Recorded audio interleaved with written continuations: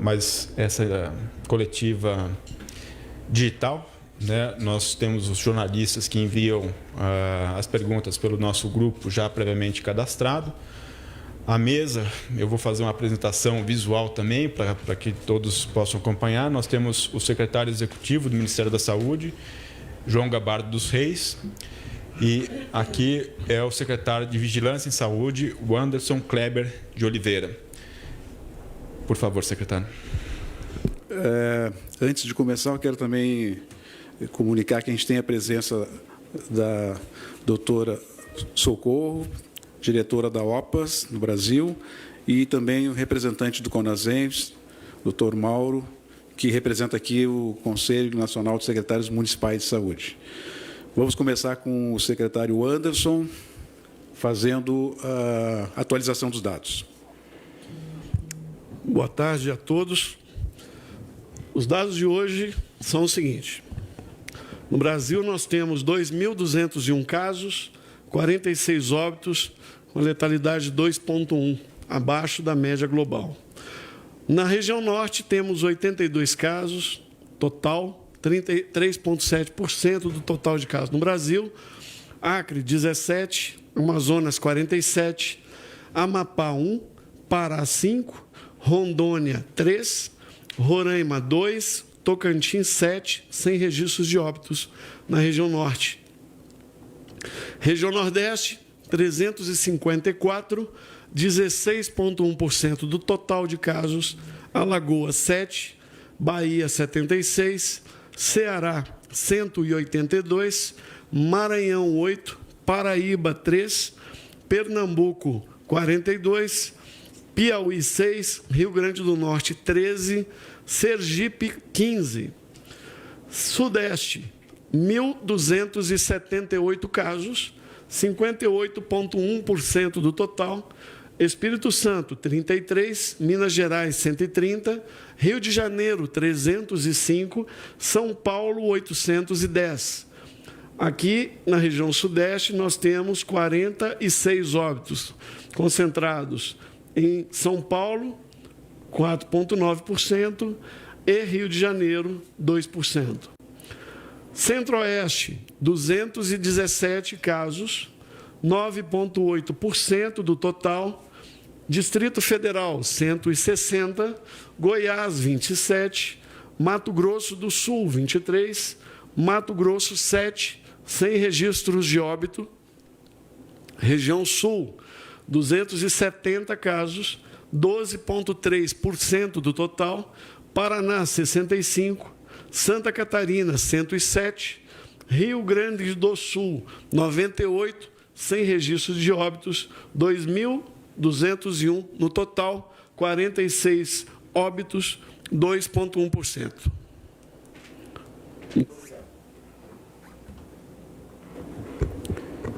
Renato, podemos começar as perguntas.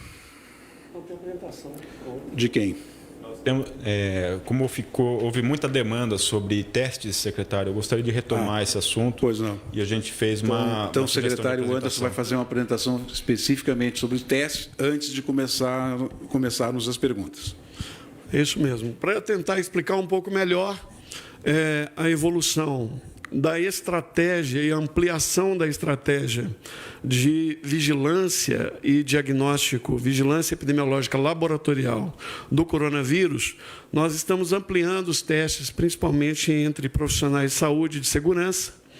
Para ficar mais claro para a sociedade o que é esta ampliação.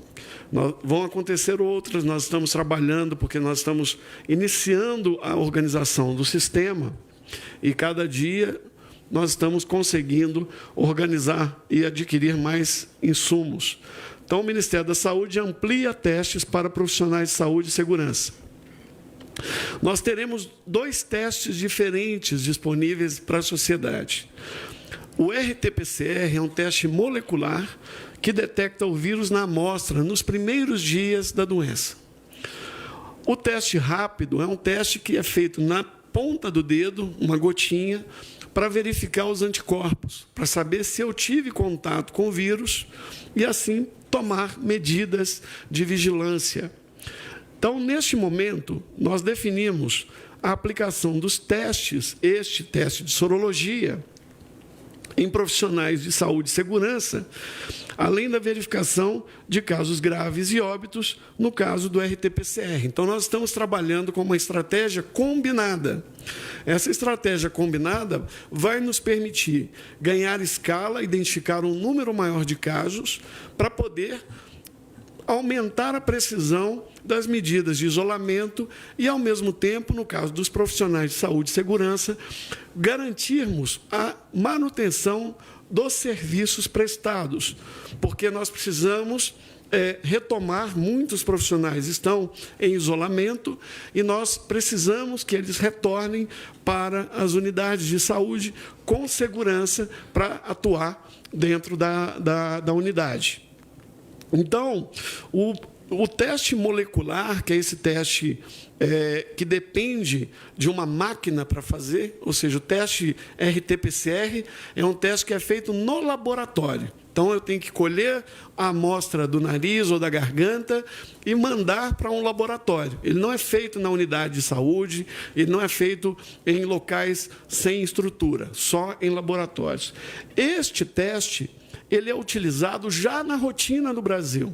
Nós utilizamos ele há muitos anos para diagnosticar casos graves de síndrome respiratória e também os casos leves por meio de amostragem em unidades sentinelas. Com isso, nós iremos divulgar os endereços das unidades sentinelas para que todos vocês possam acessar no site e conhecer se na sua região tem alguma unidade sentinela. Para atingir um volume grande de pessoas, como ele depende de máquinas e depende de uma capacidade grande de produção e realização dos testes, nós precisamos adquirir esses materiais de vários fornecedores de várias formas. E, desta maneira, vários estão oferecendo para o governo federal e disponibilizando de acordo com a disponibilidade. É como se esse aqui tem uma precisão diferenciada, que é o seguinte: alguns testes, eles só servem em determinadas máquinas. Outros, então essas máquinas não podem receber, é como se fosse um cartucho de uma impressora, que só serve naquele tipo de impressora. Eu não posso receber um cartucho de impressora de outra marca, porque ela não vai funcionar. Então, com isso, nós estamos recebendo as ofertas e aqui nós já adquirimos, para os próximos 3 meses, 1 milhão de testes. Nós já entregamos 32.576 testes. A última leva, o último lote de entrega foi agora no sábado e no domingo. Chegou nas unidades na segunda, durante o dia. Até o dia 30 de março, até a próxima segunda-feira, teremos mais 2 milhões de testes que a Fiocruz adquiriu os insumos na China e está montando esses testes para a gente. A Petrobras, por meio de doação, está doando 600 mil testes para usar nessas máquinas específicas. Então, são mais 600 mil. Outras empresas privadas, como a Abbott e outros fornecedores, estão fazendo ajustes nas máquinas das marcas deles para que a gente possa utilizá-la. Exemplo, a máquina que é usada para testar tuberculose e testar HIV, é uma máquina chamada GeneXpert, é um point of care. Essa máquina está sendo adaptada para que a gente possa utilizá-la para testar o coronavírus. É uma grande vantagem. Então, a gente está ampliando a capacidade. Isso foi uma negociação com essas empresas privadas. E estamos adquirindo aqui 1,3 milhão de testes. Estes 1,3 milhão, mais 2 milhões, mais 1 milhão, todos são compras públicas, com recursos do Ministério da Saúde. Aqui embaixo, nós estamos numa negociação com fornecedores para adquirir 10 milhões de testes. Com isto, vamos atingir, numa primeira etapa da estratégia de vigilância laboratorial, 14,9 milhões de testes RT-PCR para testar pessoas doentes internadas, pessoas com sintomas leves por amostragem em unidades sentinelas, e esses 10 milhões que nós estamos em negociação, porque é um volume muito grande, nós estamos trabalhando com parceria com a iniciativa privada. Para vocês terem ideia, o RT-PCR, nós temos a Fundação Oswaldo Cruz. A Fundação Oswaldo Cruz, quando ela coloca todos os seus laboratórios, todas as suas máquinas para realizarem os testes simultaneamente, nós temos uma capacidade de produção de 4.000 testes por dia. Os laboratórios centrais do Brasil, cada estado tem um, são 27.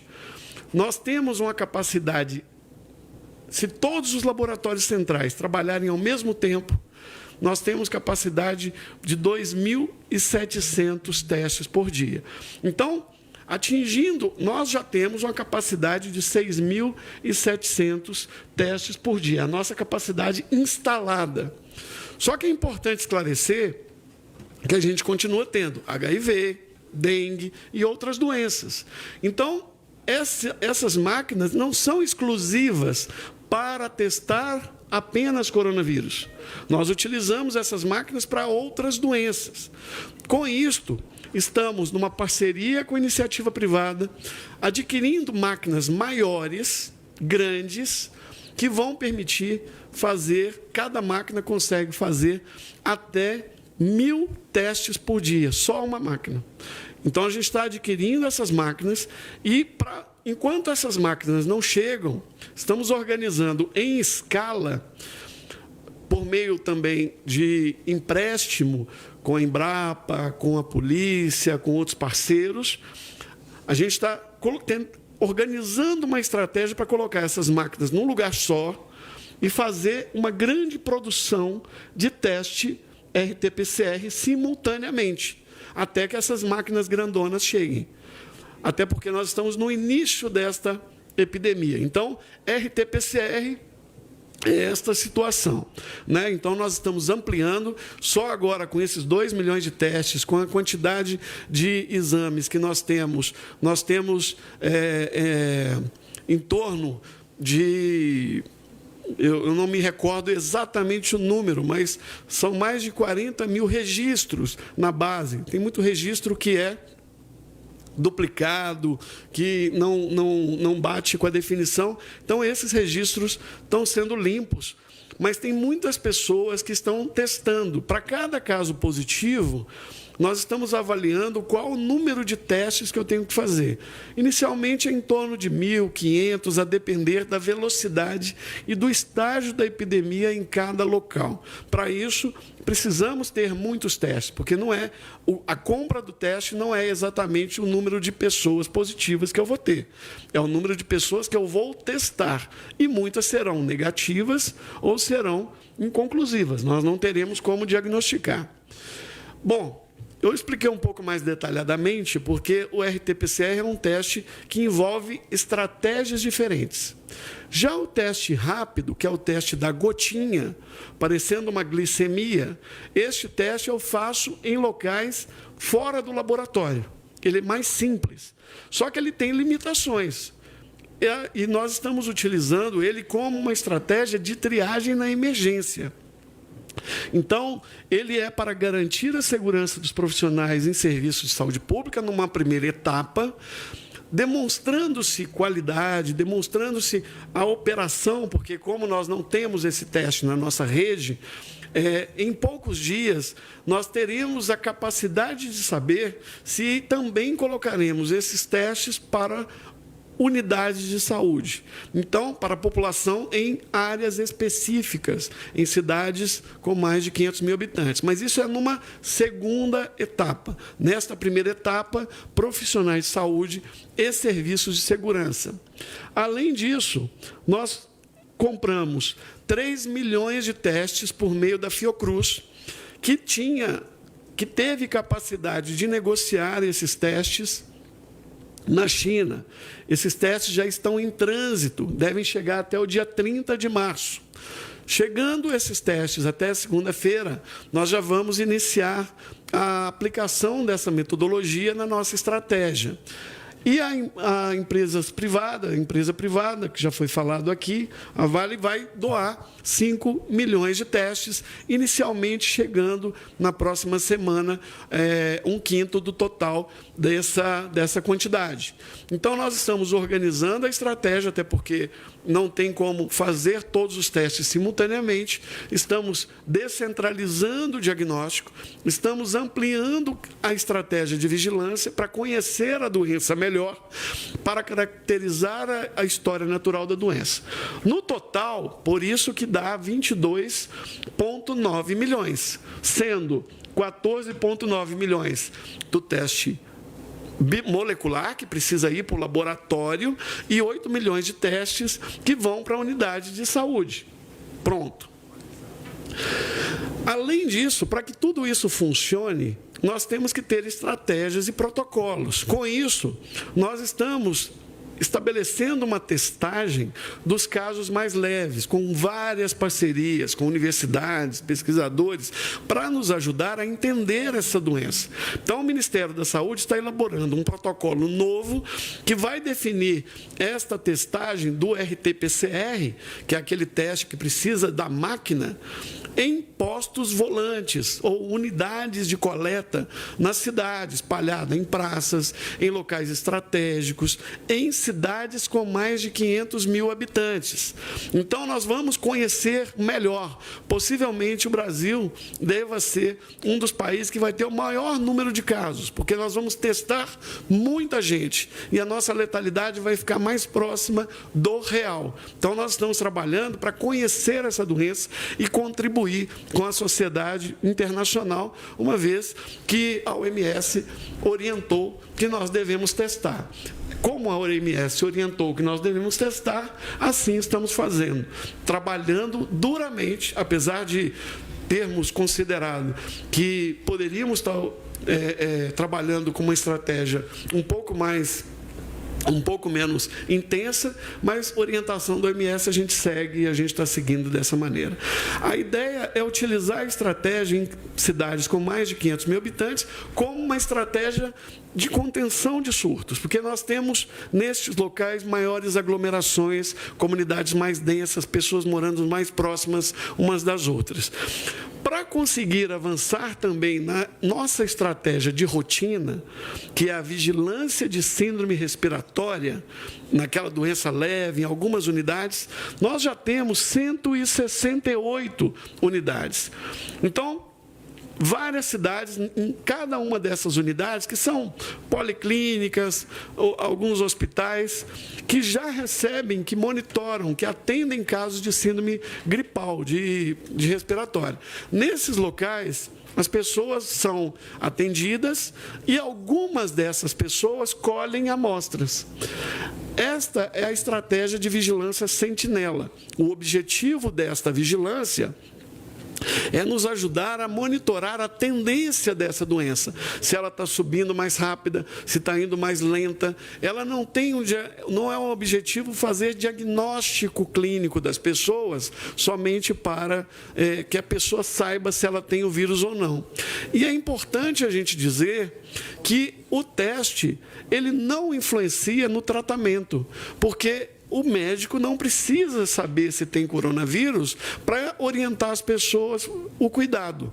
Então, o teste é para complementar o cuidado, é para complementar a estratégia de vigilância, principalmente para evitar que outras pessoas fiquem em contato com quem está doente, em algumas condições. Então, deste modo, estamos trabalhando, e aqui estamos com o CONASEMES e com o CONAS, para ampliarmos, porque tem áreas, tem estados do Brasil que não tem nenhuma unidade sentinela. Então, nós estamos agora não só ampliando a rotina, porque vamos deixar um legado para a sociedade brasileira. A automação dos laboratórios e também ampliação da vigilância sentinela de vírus respiratórios em todos os estados do Brasil. Nós não queremos que nenhuma região de saúde de nenhum estado do Brasil deixe de ter unidade sentinela de vigilância de síndrome gripal.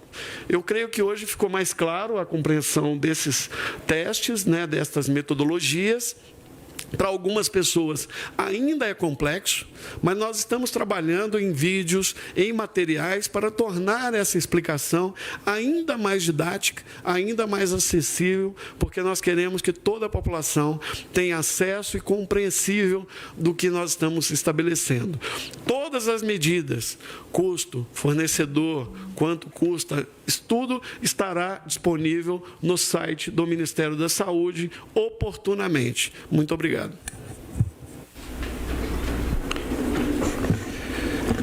Renato, antes da gente começar as perguntas, eu só queria enviar aqui, de parte do Ministério da Saúde, de toda a equipe do Ministério da Saúde, a nossa solidariedade ao nosso colega, doutor Davi Uip, que está em São Paulo. Doutor Davi Uip, com certeza, vai fazer falta para São Paulo, vai fazer falta para o Ministério da Saúde. É uma pessoa que nos inspira muita confiança, que tem nos ajudado muito. Mas a gente espera que o doutor Davi possa, mesmo de casa, continuar nos ajudando. Então, o nosso abraço e nossos votos aí de um pronto restabelecimento para o doutor Davi. Pode começar, por favor, Renato. Hoje nós vamos seguir à risca a orientação que é dada aqui no nosso grupo de uma pergunta por veículo, né? O veículo, quando a gente fala, é o jornal que ele representa, né? Tem algumas mídias que têm diversos jornais, né? E a gente vai pegar a primeira pergunta. Se foram feitas outras perguntas, a gente considera sempre a primeira. Só para vocês terem uma ideia, só de primeiras perguntas de jornalistas que participam na nossa plataforma, já temos 30, o que dá cerca de 1 hora aí de coletiva.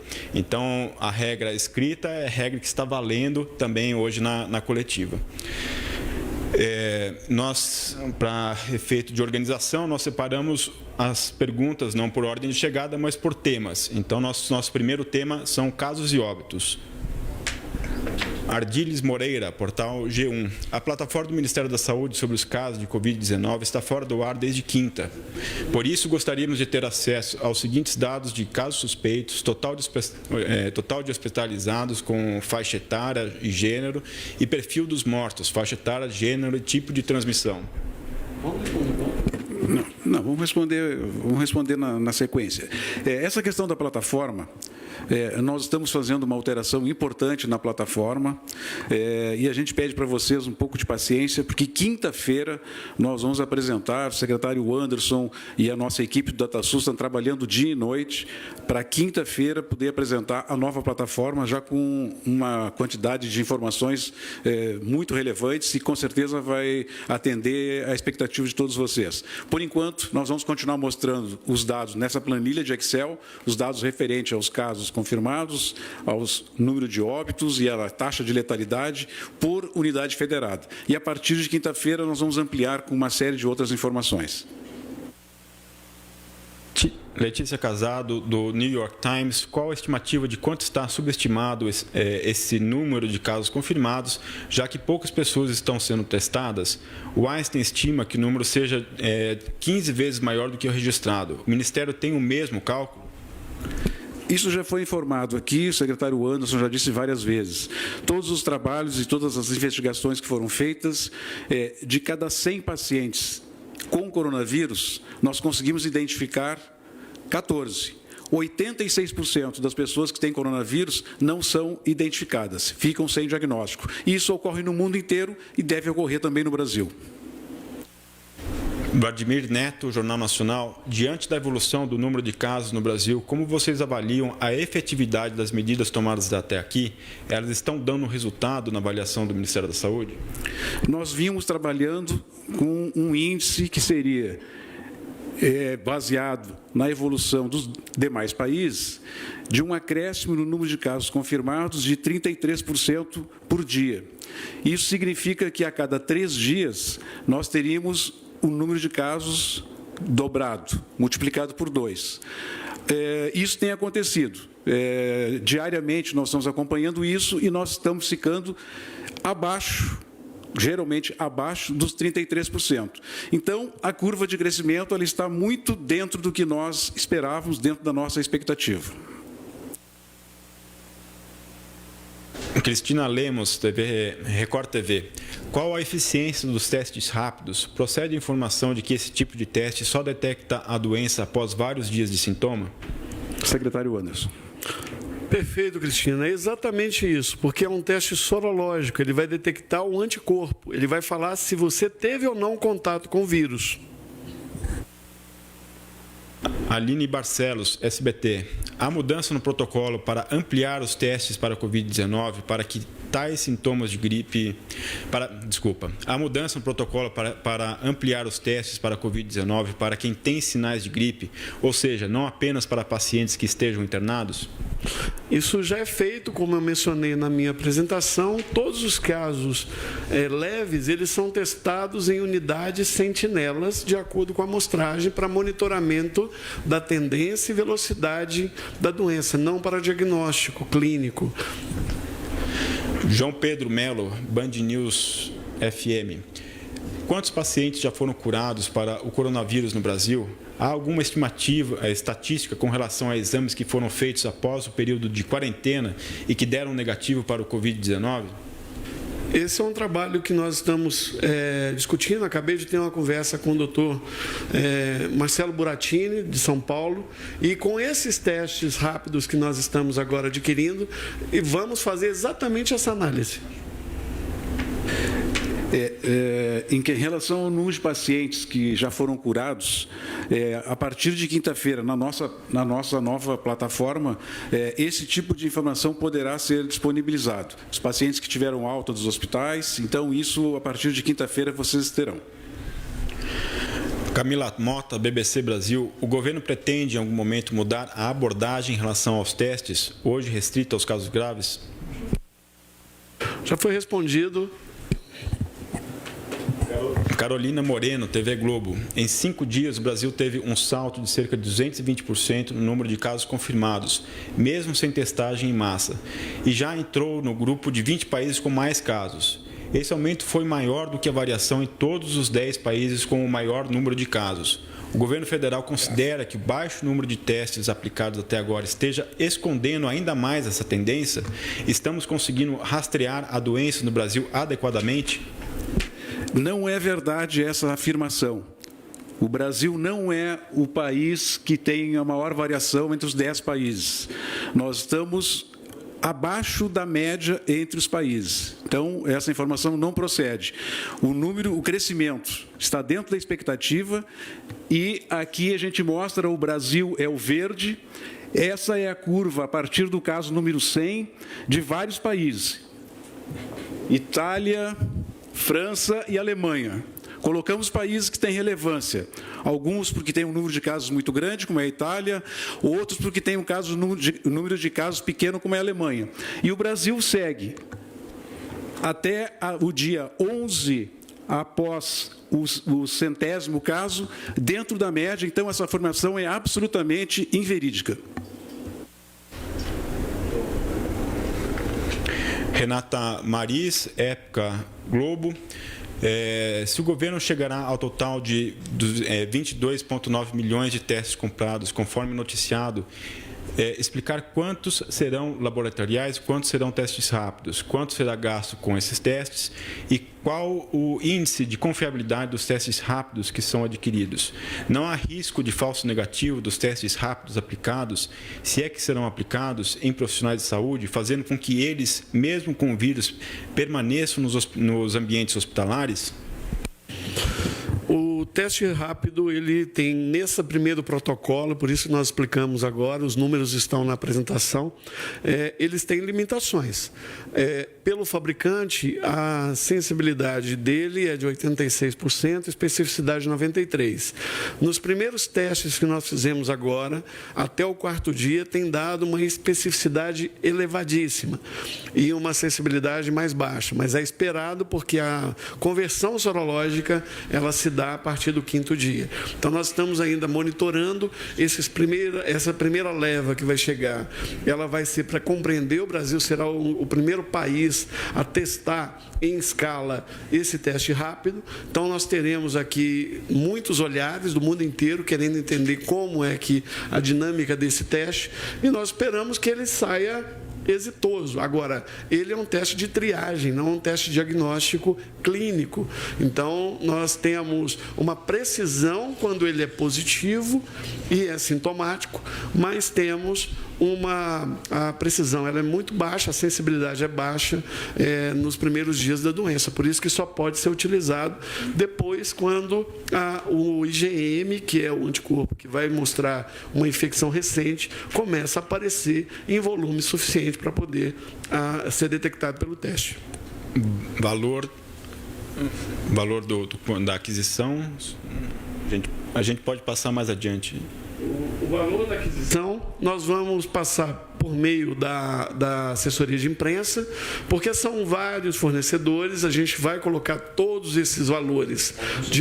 Alguns são doações, nós colocaremos todos esses valores no ambiente do site do Ministério da Saúde. Então, muito em breve, colocaremos lá esses dados, assim que nós tivermos fechado esses valores. O que já está fechado, que nós já nos comprometemos com a Fundação Oswaldo Cruz, a gente já passa via assessoria de comunicação. Carlos Lins, Poder 360. Quais são as previsões do governo para a quantidade, data de chegada e aplicação dos testes de coronavírus na população? Quantas pessoas devem ser testadas até o final do mês? Então, nós colocamos aqui agora, até o dia 30, teremos 2 milhões de testes RT-PCR, mais 3 milhões de testes rápidos. Além desses, tem as entregas dos outros fornecedores de teste rápido. Então, isso tudo está na apresentação e mais detalhamento podemos passar pela assessoria da comunicação. São perguntas similares, mas eu vou ler. Pedro Campos, TV Bandeirantes, como está a questão da aquisição de novos testes de Covid-19? Quando estará disponível? A intenção dessa ampliação, a aplicação do número de testes é testar o maior número de pessoas? Qual é o montante de dinheiro envolvido nessa aquisição? Bom, é importante esclarecer o seguinte: nós estamos buscando toda disponibilidade de testes no mercado internacional. Neste momento, a Índia acabou de fazer um bloqueio por 21 dias de todo o território nacional indiano. A China está com dificuldade de fornecimento de insumos.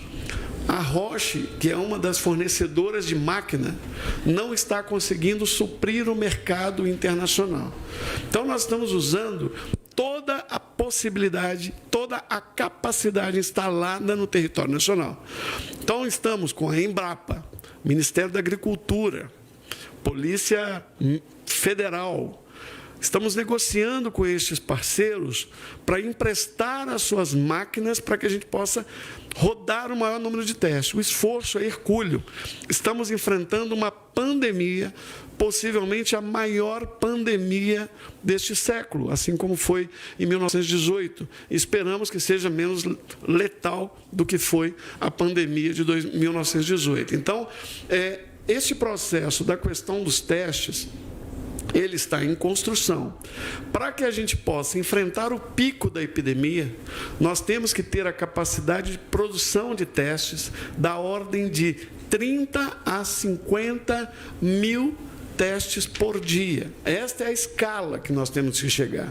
Então, nós não temos essa escala ainda, nós não temos isso agora. Então, nós vamos chegar nas próximas semanas, aproximar o máximo possível destes valores, que são valores de referência. Lembrando que nós já temos instalado uma capacidade de 6.700 testes por dia. Então, na medida que nós chegarmos com mais testes, com mais insumos, não adianta só ter a máquina, não adianta só ter o teste. Temos que ter as duas coisas. Temos que ter equipamento de proteção. Temos que ter pessoas treinadas para manusear esses insumos. Então, todos estão se voluntariando, todos estão se disponibilizando, estamos com parcerias, com apoio e com a participação, e agora o governo federal instalou o Comitê de Operações na Presidência da República. Nós fazemos parte desse comitê, integrando todo o esforço operacional que o Ministério já vem fazendo. Então, nós estamos ganhando musculatura e vamos enfrentar essa epidemia. Gustavo Gantois, do J.Info. A exemplo dos Estados Unidos, o governo brasileiro avalia manter a política de isolamento apenas para os grupos de risco, com o objetivo de diminuir o impacto econômico do coronavírus no país. Em caso positivo, a partir de quando isso seria possível? O entendimento do Ministério da Saúde é que o surto, ou a epidemia, ou a pandemia, ela tem um ciclo natural. E ela só vai começar a reduzir o número de casos quando nós tivermos pelo menos 50% da população já com contato com a doença. Portanto, as recomendações do Ministério da Saúde continuam sendo a que nós estabelecemos já em portarias anteriores. A recomendação do Ministério da Saúde é para que todas as pessoas sintomáticas aguardem em casa, fiquem em isolamento domiciliar, juntamente com todos os seus familiares, por um período de 2 semanas.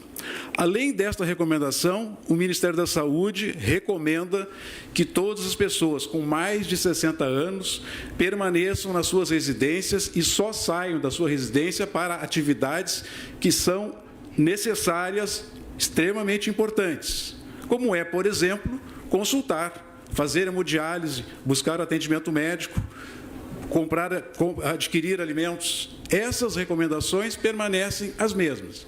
Nós reconhecemos com atitudes, com medidas que estão sendo feitas por outros locais, mas as nossas recomendações continuam sendo essas. Até porque, se nós mantivermos a população totalmente trancada durante 2 semanas, o que acontecerá a partir do 15º dia, quando as pessoas deverão sair deste isolamento? De alguma maneira, essas pessoas terão contato e terão a presença do coronavírus. O que a gente espera com essas medidas é reduzir a velocidade do número de pessoas doentes, de pessoas que precisam de internação hospitalar e, principalmente, que diminua a velocidade das pessoas que necessitem de leitos de UTI. Essas são as recomendações do Ministério da Saúde nesta data. Nós estamos sempre dizendo que nada é definitivo, mas, até o presente momento, essas são as recomendações do Ministério da Saúde. Eu peço para o secretário Anderson complementar se tiver alguma outra informação. Todas essas medidas estão sendo moduladas ao longo do tempo, né? Nós estamos aqui, eu, secretário Gabardo, com o ministro Mandetta, todos os demais secretários, discutindo com os secretários estaduais e municipais a adequação da medida de acordo com a realidade de cada local, né? Temos que adaptar agora ao longo do tempo, porque nós estamos agora conhecendo um pouco mais da velocidade dessa doença. Por isso que o teste rápido é importante, por isso que a medida de isolamento é importante, por isso que nós estamos fazendo também a campanha de vacinação contra a influenza. É uma medida também para reforçar essas atividades. E aí, secretário Gabardo, até agora, 24 de março de 2020, às 16 horas, conseguimos aplicar 1.478.000 doses, 478.650 doses no público geral. Desse, 78,3%, ou seja, 1.478.650 foram aplicadas em idosos e 5,3% em pessoas com 60 anos ou mais que tomaram a vacina. Nós vamos, em breve, consolidar esses dados até sexta-feira para dar uma informação mais completa, e essa estratégia de vacinação tem tudo a ver com as medidas, porque a gente vê que as pessoas estão compreendendo a estratégia, estão aderindo à estratégia do Ministério da Saúde com os estados e municípios fazendo medidas estratégicas para vacinar as pessoas em escolas, locais abertos, fazendo várias iniciativas com farmácias. E aí eu quero cumprimentar o presidente Mauro, parabenizar o CONASEMES e todo o apoio para que a gente conseguisse esse êxito. Ainda estamos longe do final, 1 milhão de 75 milhões. Então, temos ainda que continuar orientando as pessoas para se vacinar e ficar em quarentena até que a gente tenha orientações adicionais. Uma vez que foi falada a questão da vacinação, eu queria fazer uma observação que eu acho que é importante. Nós iniciamos a vacinação na segunda-feira e hoje nós temos muitas reclamações de locais onde o quantitativo de vacinas foi insuficiente para atender a demanda. Nós tínhamos duas possibilidades. Normalmente, o que a gente faz? Nós esperamos receber do Butantan um quantitativo de vacinas suficientes para fazer a distribuição para os estados, para que os estados possam distribuir para os municípios, para que os municípios possam distribuir para a sua rede de unidades básicas. E aí não falta vacina. Neste caso, nós optamos em fazer uma antecipação. Para fazer a antecipação, nós estamos disponibilizando, à medida que o Butantan conclui o processo de fabricação da vacina, nós vamos distribuir. Então, a população e os meios de comunicação têm que ter um pouco de compreensão desse processo. Para antecipar, a gente vai liberando as vacinas à medida que elas vão sendo fabricadas. A outra opção era não fazer agora, não iniciar agora, esperar ter um quantitativo suficiente de vacinas para que, com a distribuição, elas não faltassem. Optamos pela primeira hipótese e acho que nós acertamos, antecipar a vacina. Agora, tem que ter compreensão. Se todo mundo quisesse vacinar no primeiro dia, no segundo dia, não vai ter suficiente. Mas, todos os dias, nós estaremos mandando 1 milhão de doses de vacina para todos os estados. 1 milhão de doses de vacinas diariamente. Esta é a produção que está sendo feita. Começamos com 10 milhões. E começamos com 10 milhões. Mas, eventualmente, porque os estados têm que distribuir para os municípios, têm que distribuir para os postos, eventualmente um ou outro município ou um ou outro posto ficou com uma quantidade de vacina insuficiente para atender a demanda. Isa Staciarrini, da CBN. Há algum temor com o rigor ou impacto ainda maior na economia para não decretar quarentena total, como fizeram outros países, a exemplo da Itália, para impedir as pessoas de sair nas ruas? Olha, não é questão de ter temor. Nós estamos avaliando diariamente. Nós estamos consultando as pessoas, os especialistas, nossos consultores, que nos ajudam tecnicamente. Estamos analisando a situação no mundo. E a posição do Ministério da Saúde, nesse momento, é essa. Pode ser que a gente tenha que mudar nos próximos dias ou nas próximas horas. Nesse momento, as nossas recomendações são essas que estão estabelecidas em portarias ministerial. Juliana Contaifer, Metrópolis. Qual é a recomendação para os casos confirmados que já completaram os 14 dias de quarentena? Alguns pacientes não têm médico responsável pelo caso, já que estão isolados em casa.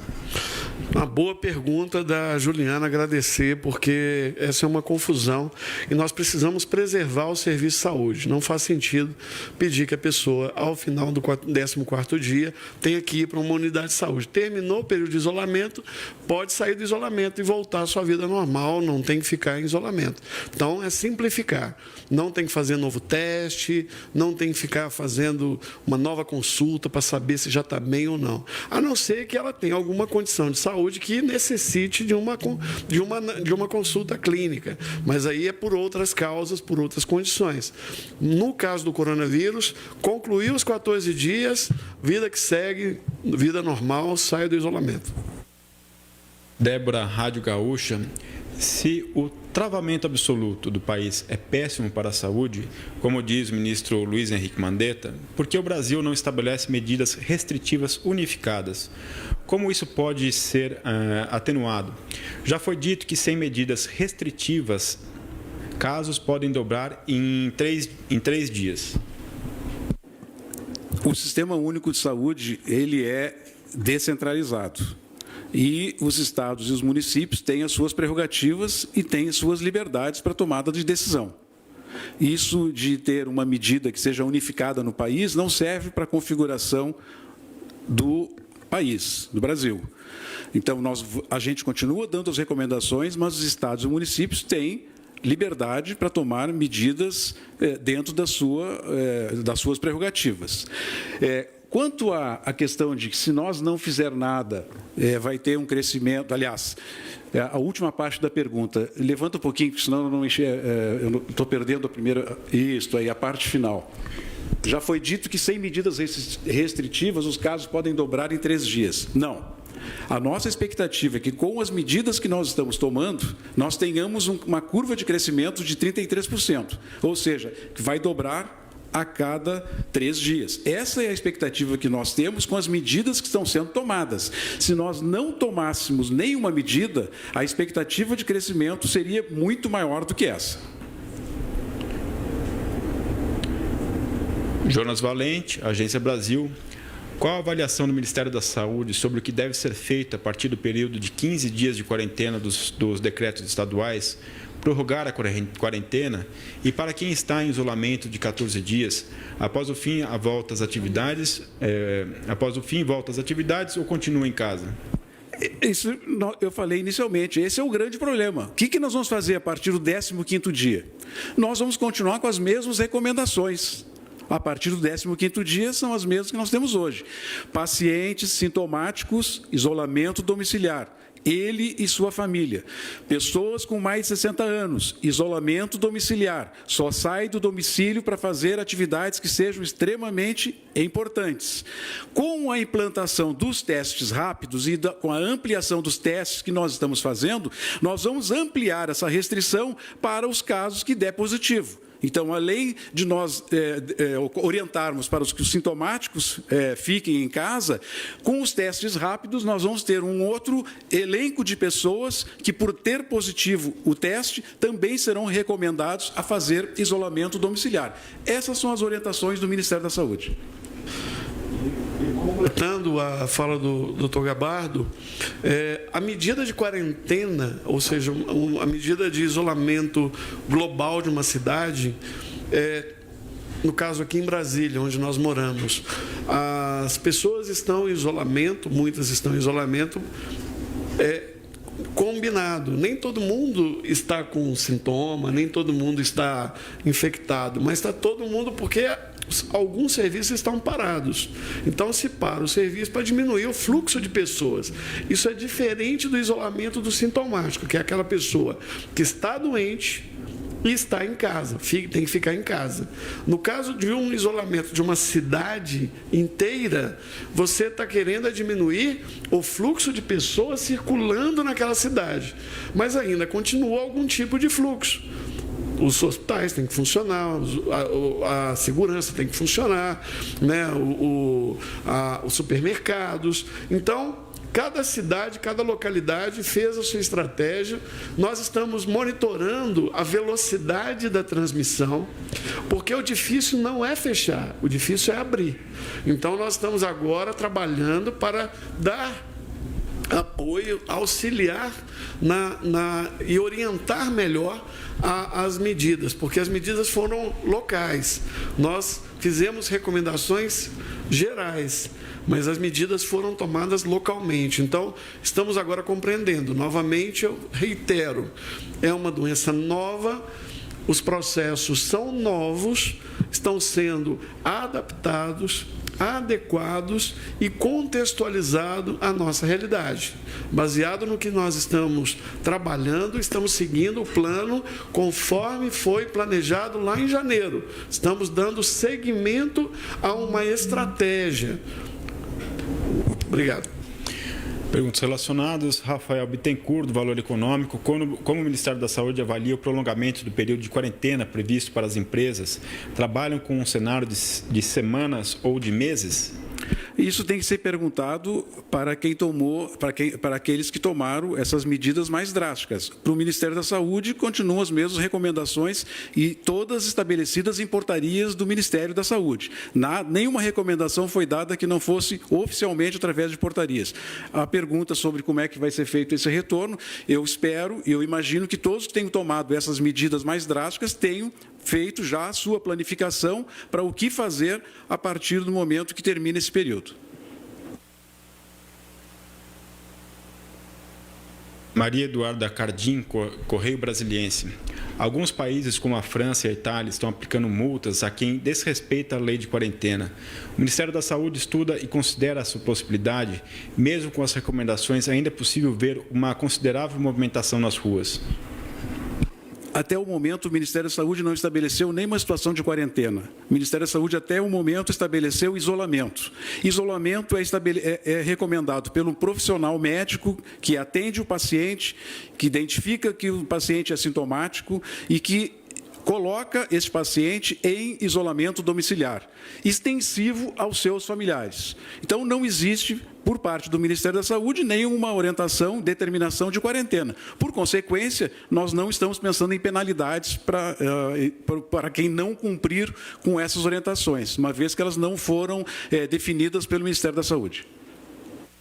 Secretários, antes de voltar ao tema, antes de ir para o próximo tema de contratação de médicos, eu vou só voltar ao tema do casos de óbitos. Na pergunta da Letícia Casado, do New York Times, ela nos questionou e não foi respondido se é possível essa estimativa do Einstein de, para cada caso confirmado, nós temos 15 não detectados.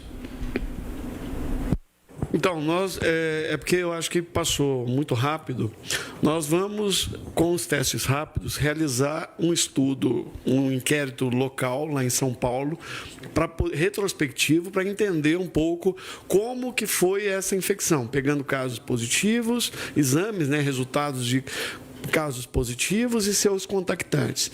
Quem vai nos ajudar com isso é o Dr. Marcelo Buratini, que é um grande epidemiologista do Brasil, e com isso vamos ter um pouco mais de compreensão da dinâmica desta doença. Então, pode ser que o Einstein, dentro da sua realidade, daquilo que ele está testando, tem a validade, é o que a gente chama de validade interna.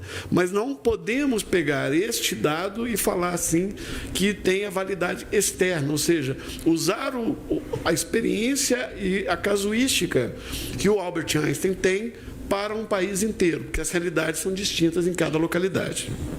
O Ministério considera 7-1? Acho que a gente... Vamos ao tema contratação de médicos e convocação de estudantes. André de Souza, Jornal o Globo. Uma das regras para a participação dos estudantes de medicina no esforço de combate ao novo coronavírus é que eles, abre aspas, poderão fazer jus à obtenção de desconto no valor da mensalidade a ser definido e concedido pelas IES privadas, às quais estejam vinculados, fecha aspas. Como isso vai funcionar? Haverá incentivos às IES, que é instituições de ensino superior privadas? Esse assunto está sendo discutido pelo Ministério da Saúde com o Ministério da Educação. Não teria condições de responder nesse momento, mas nos próximos dias a gente pode voltar a esse tema e dar uma resposta mais objetiva. O tema é assistência e equipamentos. Beatriz Jucá, do El País. Qual o retrato que o governo tem hoje da ocupação de leitos de UTI, onde são tratados casos mais graves da doença? E como vem... Amandinha. Como vem se estruturando para garantir a assistência a doentes mais graves, mais respiradores, por exemplo? O que está em curso? Muitas vezes as pessoas não reconhecem que o sistema de saúde brasileiro, e o ministro tem dito isso muitas vezes, que o nosso sistema é um sistema organizado, é um sistema robusto, e é um sistema que está preparado para enfrentar situações muito adversas. As críticas que são feitas ao Ministério da Saúde e ao sistema de saúde brasileiro, porque nós não estamos preparados, porque nós não temos leitos de UTI, ela precisa ser demonstrada com números. Não é isso que o Ministério da Saúde entende. Nós entendemos que o nosso sistema de saúde está preparado e que o nosso quantitativo de leitos de UTI é adequado às demandas até o presente momento. Daqui para frente, com essa nova demanda do coronavírus, nós teremos que fazer ajustes. Eu quero comparar os dados do Brasil com os dados de países de primeiro mundo para vocês poderem ver em que situação nós estamos. Por favor. A Alemanha tem 3 leitos de UTI para cada 100 mil habitantes. É o país, para cada 10 mil habitantes, é o país fora da curva. Vamos olhar os demais países europeus. A França tem 1,05 leitos para cada 10 mil habitantes. A Itália, que está com enorme dificuldade para atender a sua população, tem menos de um leito para cada 10 mil habitantes. A Itália tem 0,83 leitos. O Reino Unido tem 0,6 leitos de UTI para cada 10 mil habitantes. E o Brasil, que não tem estrutura nenhuma, que tem um sistema de saúde que não funciona, que é precário, tem 2,6 leitos de UTI antes da ampliação. Isso aqui é o retrato que nós tínhamos no início de março, final de fevereiro. 2,6 leitos para cada 10 mil habitantes. Vamos pensar em números absolutos. São Paulo, só o estado de São Paulo, tem mais leitos de UTI que toda a França. Só o estado de São Paulo tem quase o dobro de leitos que toda a Itália. Só o estado de São Paulo tem o dobro de leitos de UTI que o Reino Unido. Esses países tiveram muita dificuldade em atender às demandas por pacientes que precisam de respirador e que precisam de leite de UTI. Eu venho dizendo há bastante tempo que a Alemanha tem um resultado diferente, e eu acho que o resultado diferente da Alemanha, porque a Alemanha tem esse perfil diferente de todos os outros países europeus, que tem 4, 5 vezes mais leite de UTI que a França, que a Itália e que o Reino Unido. O Brasil está preparado. E nós vamos ampliar muito o nosso número de leitos de UTI. Provavelmente, nós vamos colocar no nosso sistema um número de leitos de UTI maior do que a França tem hoje. Nós vamos colocar acréscimos de leitos de UTI maior do que todo o Reino Unido, do que toda a Itália. Então, o Ministério da Saúde, o governo está se preparando para isso, nós vamos ter dificuldade. Mas nós não vamos desmoralizar o nosso sistema de saúde. Ele é organizado, ele é robusto e está preparado para enfrentar essas adversidades.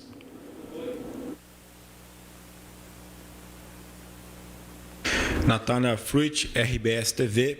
Entidade de classe nos estados, sindicatos médicos e outras categorias estão reclamando que os profissionais de saúde estão sem EPIs, que é equipamentos de proteção individual em saúde, se não estou enganado. Faltam principalmente máscaras. Qual a quantidade e os tipos de itens que o Ministério já mandou para os estados? O Ministério da Saúde já mandou uma primeira remessa para todos os estados brasileiros de 20% do que nós conseguimos comprar. A ideia era distribuir para todo o país 20% e os outros 80% nós vamos distribuir conforme a necessidade. O que acontece? Alguns estados, principalmente a região norte e nordeste, nós tivemos um atraso no envio desses EPIs por uma razão muito simples. Esses nossos equipamentos estão nos aeroportos já há 2 ou 3 dias, aguardando voos que possam levar, e esses voos não ocorreram. Houve cancelamento de voos, ou quando tem um voo, já tem um excesso de bagagem, enfim, não conseguimos mandar. Então, eles foram pelo sistema rodoviário. Para quem não recebeu ainda, Norte e Nordeste deve chegar no dia 27 e no dia 28, mas nós estamos preparando já para amanhã uma segunda remessa de equipamentos de proteção individual, incluindo as máscaras. Daí nós vamos utilizar uma outra estratégia para enviar esses equipamentos. Nós estamos solicitando o apoio da Força Aérea Brasileira para que a FAB possa, a partir de agora, fazer a logística de distribuição desses EPIs para os estados Norte e Nordeste, uma vez que para os demais estados nós não temos dificuldade para o encaminhamento. Então, nós estamos mandando agora uma segunda remessa. É suficiente? Pessoal, a questão da máscara é insuficiente no mundo inteiro. Os Estados Unidos não tem máscara suficiente. O mundo não tem máscara suficiente. Nós estamos fazendo o esforço do que é possível. Ontem, por exemplo, nós apreendemos em Santa Catarina 5 milhões de máscaras que estavam sendo exportadas. 5 milhões de máscaras. Entre ontem e amanhã, nós vamos fazer 71 apreensões com o apoio da Receita Federal. 71 apreensões de exportações de produtos que não podem mais ser exportados. Equipamentos de proteção individual, respiradores, monitores, enfim, tudo aquilo que a gente precisa, nós estamos apreendendo para que não saia do país. Mas, mesmo assim, nós vamos ter dificuldade. Quais são as medidas que a gente pode fazer em relação à questão das máscaras?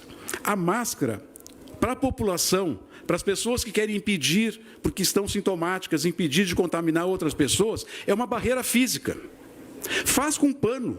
Quem não tem outra alternativa, faz com pano, pega um tecido, coloca, bota um elástico. Ele é uma barreira física para que não haja, ao falar, ou ao tossir, ou ao espirrar, a disseminação de gotículas que possam contaminar outras pessoas. Vamos deixar as máscaras, essas que têm registro, que são aprovadas pela Anvisa, para ser utilizadas pelos hospitais. Vamos deixar para ser utilizada pelos profissionais da área da saúde. Existem já iniciativas como aqui em Brasília, o Instituto de Cardiologia do Distrito Federal está produzindo as suas máscaras. Colocou 3 ou 4 pessoas com máquinas de costura e comprou o tecido que é utilizado para fazer essas máscaras, chama-se TNT. Essas máscaras estão sendo confeccionadas dentro do próprio hospital, para utilização, para os casos de pacientes que são sintomáticos, para os funcionários que estão gripados, e reserva para a equipe médica, para a equipe cirúrgica, as máscaras que são produzidas, que têm registro. Tem outros estados, São Paulo, hoje pela manhã, anunciou, está comprando, adquirindo esse tecido chamado TNT, que é o tecido utilizado para a produção de máscaras, e fazendo um convênio, uma parceria com as pessoas que estão em liberdade, como chama os presidiários, como é a correta? Privados de liberdade, né? Os presidiários, eles, para que elas ou eles possam fazer esse trabalho de produção de máscaras, o que é extremamente criativo e que vai nos dar uma folga nesse quantitativo de máscaras. Não esperem máscaras que o governo vai ter condições de colocar todas as máscaras que nós precisamos. Não vamos conseguir. As pessoas vão ter que ter criatividade. Se não tem outra alternativa, faça uma máscara em casa, faça uma máscara com pano. Isso é uma barreira física e que vai ajudar para os casos de pessoas que estão sintomáticas e não querem transmitir para outras pessoas. Não recomendo isso, em hipótese alguma, para o serviço de saúde e nem para os profissionais de saúde. Esses vão continuar utilizando as máscaras oficiais registradas na Anvisa. Renan Ramalho, de O Antagonista. Quantos hospitais de campanha estão sendo montados no país para atender pacientes com a Covid-19? Os hospitais de campanha vão ser montados de acordo com as necessidades dos municípios e dos estados. O governo federal vai colocar as Forças Armadas, o Ministério da Defesa está colocando as Forças Armadas para ajudar, contribuir, colaborar, fazer parceria. Quem vai definir o que está precisando são os municípios e são os estados. Não é o Ministério da Saúde daqui que vai determinar que tenha que ser colocado um hospital de campanha no lugar A ou no lugar B. Os gestores municipais e estaduais definem isso e o Ministério da Saúde apoia. Apoia financeiramente, apoia com equipamentos, apoia com EPI e apoia com a participação das Forças Armadas. Daniele Popov, TV Brasil e Voz do Brasil. Ontem o ministro Mandetta falou sobre a produção de 300 a 400 respiradores por semana aqui no país. Gostaria de saber se essa fabricação já está em andamento pela indústria e se tem alguma perspectiva de entrega dos respiradores à rede de saúde. Sim, já está em andamento e nós esperamos que em 2 semanas a gente comece a receber produtos já dessas parcerias que estão sendo feitas, onde empresas estão se associando, algumas empresas com know-how na área de produção de respiradores, outras que não têm, mas que se associam, colocam a sua disponibilidade para produzir ventiladores, respiradores. Isso está acontecendo no mundo inteiro. A Boeing está produzindo respiradores. A Rolls-Royce está produzindo respiradores. As empresas brasileiras também estão fazendo parceria para produzir respiradores. Perguntas relacionadas às que a gente respondeu. Érica Alcântara, Jornal Ouvidor. Tem hospital da região metropolitana de São Paulo que está sem máscara, toucas e luvas para os profissionais de saúde. O que o Ministério da Saúde vai fazer para socorrer estes hospitais que atendem pelo SUS e são dirigidos por entidades filantrópicas? O Ministério vai fazer o que é possível. Comprar tudo que nós temos, toda a produção nacional, O Ministério vai apreender todos que tentarem exportar máscaras. O Ministério vai tentar comprar o máximo de máscaras no mundo, na China, na Índia, aonde tiver. Vamos tentar comprar o máximo que nós pudermos. Agora, o Ministério da Saúde não faz mágica. O Ministério da Saúde pode disponibilizar tudo que for possível. As outras alternativas eu falei inicialmente. Criatividade, produção de máscaras nos estados, produção de máscaras nos municípios, produção de máscaras nos hospitais e até mesmo produção de máscaras no domicílio para utilização dentro das suas residências.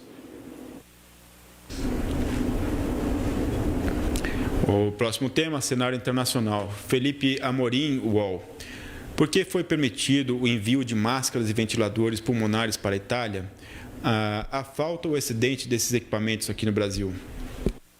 Isso já foi respondido numa outra coletiva, porque essas máscaras e esses ventiladores já tinham contrato, já tinha sido paga, e o governo da Itália, o ministro de Saúde da Itália, fez um apelo para o ministro Mandetta, para que liberassem, porque a Itália está numa situação muito mais difícil do que a nossa, para que liberasse para a Itália essas máscaras e esse pequeno número de ventiladores, se não me engano, são 50 ventiladores, 50 respiradores, liberando para a Itália.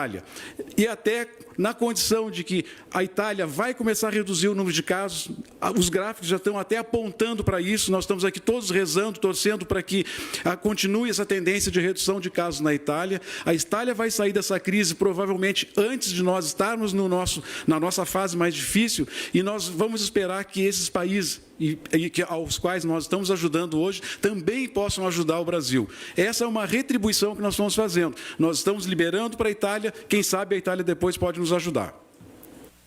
Letícia Mori, BBC Brasil. O governo da França tomou medidas para garantir que os suplementos de máscaras e EPIs vão para os hospitais e profissionais que necessitem, restringindo a compra desse material para o público em geral. O governo brasileiro pretende fazer algo do tipo? Nós já estamos fazendo, nós já estamos impedindo a exportação de máscaras, nós estamos já achando medidas alternativas para a produção dessas máscaras, e a rede de farmácias não tem mais máscaras. Não tem o que fazer com o comércio de máscara no varejo. Não existe mais o comércio de máscara no varejo. O governo adquiriu tudo que era possível e vai adquirir tudo que é possível. Tema a campanha de vacinação. Dalton Almeida, da IPTV. Sobre a campanha da gripe, em vários municípios houve falta de vacina nesses 2 primeiros dias. Exemplo, interior de São Paulo. Houve corrida aos postos de vacinação. O primeiro lote entregue pelo Butantan já acabou. Quanto resta? Quando será entregue o próximo e quantas unidades? Eu já falei sobre isso, meu secretário Anderson talvez tenha mais informações. Nós iniciamos a campanha com 10 milhões de doses de vacina. Segundo informações dos estados e municípios, repassadas ao Ministério da Saúde, foram aplicadas até hoje, 24 de março, até às 16 horas, 1.478.650 doses. É claro que também temos que considerar o tempo de digitação das vacinas aplicadas e consolidar. Mas, com certeza, não está a totalidade. Então, nós temos ainda, em alguns lugares, vacina disponível, em outros lugares, vacinas, como o secretário Gabardo mencionou, localizadamente alguns postos, alguns pequenos municípios, algumas localidades sem a vacina. Estamos toda segunda-feira fazendo remessas de novos lotes de vacina. É assim que foi combinado com o Instituto Butantan, até atingirmos 75 milhões de doses de vacina em todo o Brasil, no prazo da campanha, 23 de março a 23 de maio. Então, nós estamos agora dentro do planejado, as coisas estão acontecendo e os municípios estão entrando em contato conosco. Alguns municípios fizeram vacinação para além do público específico, é natural, tem estratégias localizadas, mas não é a orientação global, mas nós não temos nenhum problema quanto a isso, as estratégias estão adaptadas a cada realidade, e também pedimos a compreensão nos gestores para orientarem a sua população de que o Ministério da Saúde enviará regularmente as vacinas e, caso aquele que não pôde tomar a vacina nesta semana, que oriente este cidadão como ele deve retornar ao posto, que dia que deve retornar ao posto de vacinação, né? Então, agradecemos, porque se faltou vacina, porque houve uma procura bastante aos postos, as pessoas estão aderindo nesses locais. O que nós temos é que é parabenizar, porque houve uma intensidade maior de busca, porque no ano passado foi muito difícil vacinar. Sobrou vacina, tivemos que fazer distribuição e ampliação para toda a população, porque muitos não foram se vacinar. Eu espero que, daqui para frente, a população brasileira procure as unidades, não somente para a vacinação da influenza, mas passando a epidemia, passando a pandemia, que procurem também a vacinação do sarampo, que nós temos que eliminar o sarampo. Eu vou fazer um adendo à pergunta sobre máscaras. O senhor mencionou sobre máscaras de pano e eu queria saber se as máscaras de pano podem ser lavadas ou têm que ser descartadas, e pode ser feito com outros materiais, como papel toalha. Antes de falar isso, eu quero reiterar que isso que nós estamos sugerindo possa ser utilizado pelas pessoas que estejam sintomáticas e que estão em isolamento. Nunca por serviços de saúde, por médicos, por hospitais. Esses deverão continuar usando as máscaras que são registradas na Anvisa e que têm um padrão de fabricação que lhes garante a qualidade. Nós estamos falando aqui de uma barreira física. As pessoas que estão sintomáticas, para evitar que as gotículas se transmitam com mais facilidade, quando vão pegar um transporte coletivo, na necessidade de pegar um transporte coletivo, se elas vão no supermercado fazer aquisição da sua alimentação, se ela precisa sair para fazer alguma dessas situações, ela pode usar uma barreira física. Essa barreira física, muitas vezes a gente faz com o braço, pode ser feita com uma máscara feita de tecido, pode ser feita na internet, tem várias alternativas que já estão sendo oferecidas, sugestões que estão sendo oferecidas, todas elas funcionam como barreira física. Por consequência, elas podem ser utilizadas nessas condições que nós estamos falando. Você pode lavar. Pode lavar. Lavar não vai deixar de continuar sendo uma barreira física. Ela não vai ser esterilizada. Nós não vamos ter a garantia de que aquele material não tem bactérias. Não é isso que nós estamos tratando. Nós estamos tratando de ter uma barreira física que vai reduzir a possibilidade da transmissão do vírus. Vitor, da Globo News. As autoridades do Ministério da Saúde sempre prometem transparência na gestão dos recursos para o combate ao novo coronavírus. A medida provisória que garante suspensão de prazos para apresentação de resposta à Lei de Acesso à Informação contradiz essa premissa. Como será garantida a transparência daqui para frente? Vocês não vão precisar da Lei de Acesso à Informação para obter as informações sobre os gastos do Ministério da Saúde em relação ao coronavírus. Isso já foi dito pelo ministro, já foi dito por mim aqui em várias oportunidades, que o Ministério da Saúde vai colocar todas as despesas elaboradas, todas as despesas executadas para coronavírus numa conta específica com absoluta transparência. Os nossos processos de aquisição, os nossos contratos, todos estão sendo acompanhados dentro do Ministério da Saúde por um grupo que envolve a nossa diretoria de integridade, com a participação do TCU, da CGU, da PGR, até mesmo do Supremo Tribunal Federal. Todos os nossos processos estão sendo acompanhados. E a transparência está garantida, independente dessa questão da lei de informações. Vocês não vão precisar utilizar desse argumento para obter as informações. Elas vão estar lá no site. Acontece que muitos estão querendo saber o seguinte: bom, mas até agora o Ministério da Saúde não gastou os 5 bilhões de reais. Não gastou mesmo. E nem vai gastar agora, imediatamente. Por quê? Nós estamos dizendo que nós vamos garantir o pagamento de todas as internações com coronavírus. Agora, nós não vamos antecipar o pagamento para os hospitais. Nós não vamos pagar sem saber quanto é que nós vamos gastar. O recurso está aqui, à medida que as internações ocorrerem, as AHs forem elaboradas, o Ministério da Saúde vai pagar o hospital. Nós estamos dizendo aqui que nós vamos pagar o custeio de todos os leitos de UTI que os pacientes internarem por coronavírus, independente do repasse que é feito pelos estados e municípios. Mas nós não vamos antecipar esse gasto. Nós vamos pagar de acordo com o uso desses leitos de UTI, dessas internações. Então, esse recurso, nós já fizemos repasse de R$ 2,00 por habitante para os estados.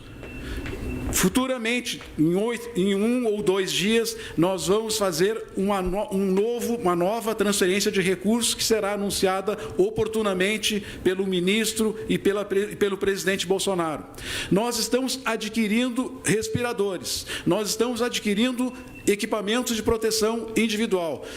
Tudo isso vai compor um relatório, vai compor uma contabilidade especial para o coronavírus. E isso ficará disponível na página do Ministério da Saúde. O tema é medicamentos. Júnior... Esqueci a compra, senão o Anderson vai ficar chateado. A compra dos insumos para os testes. Os testes, os equipamentos que vão fazer, as máquinas que são necessárias para fazer a realização dos testes, tudo isso está sendo comprado, obviamente, com os nossos recursos, fora aqueles que são doados por iniciativa privada e por empresas. Até para... Eu já falei isso aqui, vou reiterar. Os testes rápidos, né, o preço médio no mercado... Neste momento, lembrando que nós estamos com poucos insumos, poucas pessoas, poucos países que têm a oferta, ele gira em torno de R$ 75,00 cada teste. O teste rápido, o teste RT-PCR, ele gira em torno, ele custa para a gente em Biomanguinhos R$ 98,00 cada teste. São testes diferentes. Um eu preciso da máquina, preciso do tubo, preciso de uma pessoa experiente, tem que pagar. Então, ele é mais caro, ele envolve muito mais. O teste rápido ele é mais simples, ele é mais barato do ponto de vista operacional e, para ele ser custo efetivo, tem que ser feito em larga escala. Ele não é um teste para clínica, ele é um teste de triagem. Então, todo esse custo, ao final, será computado. O que nós já executamos será publicizado e os que estão em negociação, obviamente, estão em negociação dentro dos trâmites com a controladoria, ouvidoria, TCU, todo mundo acompanhando cada par e passo o que nós estamos fazendo e todo esse processo com o máximo de transparência. Essa é a determinação do ministro Mandetta. Estamos seguindo a sua orientação. Eu esqueci mais 2 itens importantes que estão nessa relação dos nossos compromissos financeiros. Um, que é a contratação dos profissionais para o atendimento nas unidades básicas de saúde, né? Todos esses médicos estão sendo contratados, aí 5.000 médicos estão sendo contratados com esse recurso. Ainda tem o recurso que foi repassado para as prefeituras, não é repassado, o recurso está garantido para todas as unidades que ampliarem o seu horário de atendimento, são R$ 900 milhões que ficam disponibilizados à medida que os municípios vão habilitando essas unidades para expansão do horário de atendimento, bem como toda ampliação de leitos de UTI. Cada leito de UTI desses, que é custeado pelo Ministério da Saúde, todos os leitos de UTI são custeados pelo Ministério da Saúde, nós pagamos um valor da diária. Isso é quase R$ 1.000 por dia o valor das diárias de leitos de UTI. Tudo isso está dentro dessa nossa conta do coronavírus. E eu posso dizer para vocês que essa conta hoje, ela já comprometeu pouco mais de R$ 5 bilhões. Já ultrapassamos os R$ 5 bilhões. O tema é medicamentos. Júnior Berilo, Super Rádio São Paulo. Como estão sendo produzidas as pesquisas no Brasil no que se tange à busca de um medicamento, uma vacina, alguma fórmula de bloqueio ao coronavírus? Quais órgãos estão envolvidos nas pesquisas? Alguma parceria com outros países para esta finalidade? A Secretaria, nós temos o Centro de Operações de Emergência. O Centro de Operações de Emergência envolve todas as secretarias. Nós estamos aqui, eu como secretário de Vigilância e Saúde, doutor Gabardo como secretário executivo. Dentro do COI nós somos técnicos, nós fazemos parte de uma equipe enorme. E dentro dessa equipe também fazem parte outras instituições, como a Universidade de São Paulo, como a Fundação Oswaldo Cruz, como o Hospital Albert Einstein, como várias instituições, a Universidade, o Instituto Adolfo Lutz, Instituto Evandro Chagas. Então, todos esses atores estão fazendo. Como eu acabei de mencionar, o professor Marcelo Buratini vai nos ajudar agora, se ofereceu para nos ajudar a fazer a avaliação do teste rápido, fazer uma avaliação de campo, que a gente chama. Nós estamos buscando o teste do medicamento, o doutor Denizar Viana, que cuida da parte de pesquisa do COI, né, que é ligado a toda a área dele. Então, a parte de pesquisa do Centro de Operação de Emergência é coordenada pelo doutor Denizar Viana. E nós estamos fazendo parcerias, abrindo linhas de pesquisa para monitorar o medicamento. A cloroquina está sendo estudada. Pesquisa não é só pesquisa de laboratório. Nós fazemos pesquisa aqui também dentro do Ministério da Saúde. Então, todas as publicações que estão saindo, estamos fazendo revisões de escopo, revisão sistemática, discutindo com outros atores. Agora, neste momento, estou recebendo aqui uma análise de cenário numa parceria entre o Ministério da Saúde, o COI, com a Universidade de Harvard. Então, temos uma outra parceria com a Universidade de Oxford.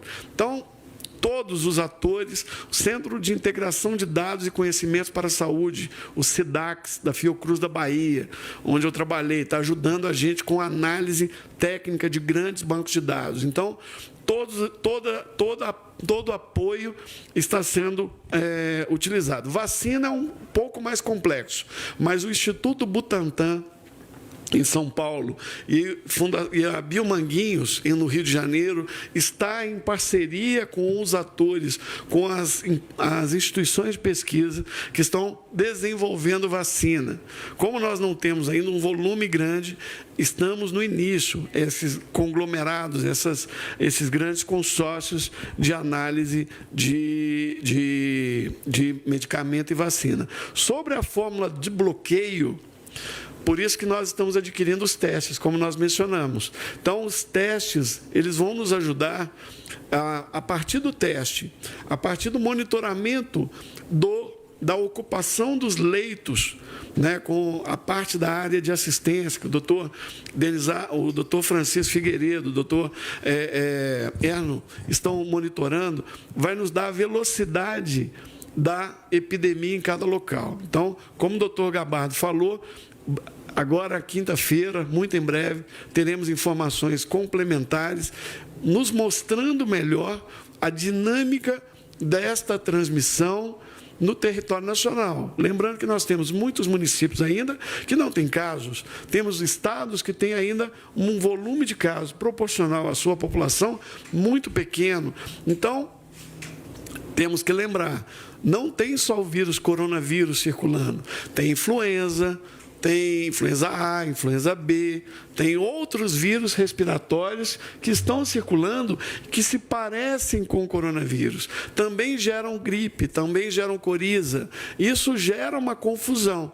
Para isso, estamos monitorando a co-circulação de vírus do coronavírus, com outros vírus respiratórios. E isso vai ficando mais claro na medida que nós estamos entrando na sazonalidade de doença respiratória. É natural que teremos aumento, principalmente por volta da semana epidemiológica 17 até a semana 22, 23. Isso todos os anos acontece, aumenta os casos de gripe nesse período. Com relação ainda a medicamentos, o Ministério da Saúde concluirá até amanhã e vai amanhã apresentar a sua posição oficial em relação à utilização de cloroquina e hidroxicloroquina. Isso está sendo finalizado hoje. Eu tinha prometido que nós divulgaríamos isso hoje, mas estamos fechando isso e amanhã, então, teremos uma posição oficial do Ministério da Saúde sobre a utilização desses medicamentos. Isso é pesquisa operacional. Nós encerramos, então, as perguntas, né? Lembrando que nós utilizamos hoje o critério da regra de uma por jornalista / redação. Foram 29 perguntas em cerca de 1 hora. Então, bem dentro da proposta dessa coletiva virtual. Eu passo para o secretário encerrar. Eu peço compreensão para os jornalistas que não tiveram a segunda pergunta respondida, que para nós é extremamente desgastante. Nós queremos continuar aqui todos os dias respondendo a todas as perguntas que vocês fizerem, mas acho que esse critério de cada um ter a oportunidade de fazer uma pergunta é bem interessante. Até porque, senão, amanhã vocês não vão ter o que nos perguntar. E nós vamos estar aqui amanhã, rigorosamente, como a gente tem feito todos os dias, tentando responder de forma objetiva todas as questões que vocês levantarem. Vamos continuar com esse acordo de nós vamos responder, e hoje eu quero cumprimentar todos os jornalistas que fizeram as perguntas, porque ninguém fez perguntas sobre posição pessoal de alguém ou de alguma autoridade, porque isso nós não vamos responder. Fizeram as perguntas que são relativas à saúde, que é o que nós sabemos responder. As questões que são relacionadas a outros ministérios, nós não somos as pessoas mais adequadas para responder. Então, nós vamos deixar para que isso seja respondido pelos demais ministérios, no Comitê de Gestão da Crise, que funciona junto à Casa Civil. As questões relativas à questão da saúde, tanto do ponto de vista epidemiológico quanto do ponto de vista assistencial, nós continuaremos aqui respondendo para vocês. Agradeço e até amanhã. Obrigado.